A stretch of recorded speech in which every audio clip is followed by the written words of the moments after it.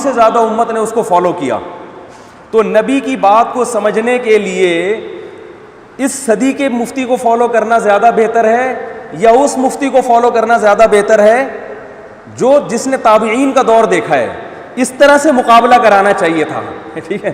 99% امت کہتی ہے کہ قرآن و حدیث کی تشریح کے لیے، سمجھنے کے لیے اس دور کے مفتی کو فالو کرنے کے بجائے ان لوگوں کو فالو کیا جائے جن کو 99.99% امت نے فالو کیا ہے، اپنا امام مانا ہے.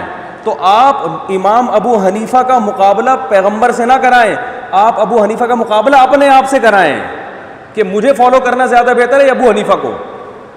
آپ امام ابو حنیفہ کو نبی کے مقابلے میں لا کے یہ شو کر رہے ہیں کہ وہ کچھ اور بات پہ فتویٰ دیا کرتے تھے، وہ قرآن و حدیث نہیں، وہ ان کی اپنی آرا ہوتی تھی، اور آپ جو بات کر رہے ہیں وہ قرآن و حدیث کی روشنی میں ہوتی ہے. نہیں آ رہی سمجھ میں؟ جب یہ کہتے ہیں نا حدیث کو لینا ہے یا ابو حنیفہ کی بات کو لینا ہے، تو ظاہر انسان کہتا ہے یار میں امام حنیفہ کو کیوں لوں، میں تو حدیث کو لوں گا. مقابلہ یوں کرانا چاہیے کہ حدیث کی ایک تشریح میری ہے، ایک کس کی ہے؟ ابو حنیفہ کی. ان دونوں میں کس تشریح کو لوگے؟ پھر لوگ کہیں گے آپ کو کیوں لیں، آپ کی تشریح کیوں مانیں، امام حنیفہ کی مانیں گے نا. یہ عجیب جرت ہے یار، اپنے قول کو عین حدیث قرار دینا اور ابو حنیفہ کے قول کو ان کا اپنا ذاتی قول قرار دینا. یہ لفاظی ہو رہی ہے مارکیٹ میں. آ رہی ہے سمجھ میں کہ نہیں آ رہی ہے؟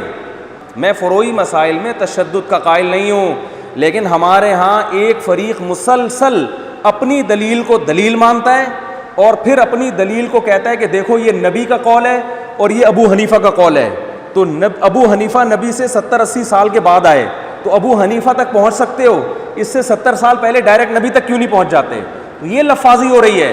ہونا یوں چاہیے کہ وہ یوں کہے کہ قرآن و حدیث کے یہ دلائل ہیں جس کے بارے میں، جن دلائل کو سامنے رکھ کر میری ذاتی رائے یہ ہے کہ سورہ فاتحہ پڑھنی چاہیے امام کے پیچھے، اور ابو حنیفہ کے یہ دلائل ہیں، اور ان دلائل کو سامنے رکھ کر ابو حنیفہ کی رائے یہ ہے کہ فاتحہ نہیں پڑھنی چاہیے. اب بتاؤ قرآن و حدیث کی وہ تشریح مانو گے جو 15ویں صدی میں کر رہا ہوں، یا وہ تشریح مانو گے جو 80 ہجری میں پیدا ہونے والے تابعین کی زیارت کرنے والے اور وہ مجتہد جن کو 50% امت نے فالو کیا ہے ان کی تشریح کو معتبر مانو گے؟ تو فوراً انسان کہے گا بھائی ہم ابو حنیفہ کو آپ پر ترجیح دیتے ہیں. مگر اسٹائل یہ نہیں ہوتا.